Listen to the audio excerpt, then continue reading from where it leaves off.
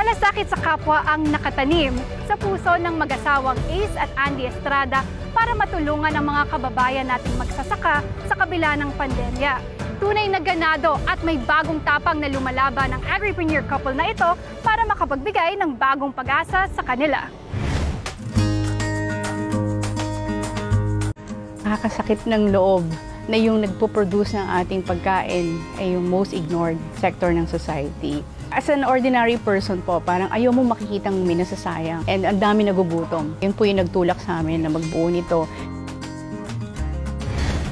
Ang buhay ng isang farmers napakahirap. Sakripisyo talaga.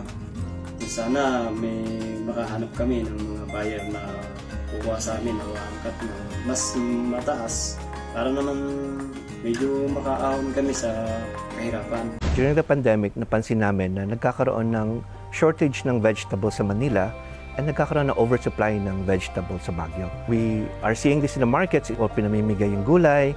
So we wrote a story about it on Facebook. Ang nangyari, yung story yun nag-viral and people started coming to us. We created more stories about different farmers. And then we started going out of Baguio. We are selling stories more than the produce, and we are actually selling the opportunity to help.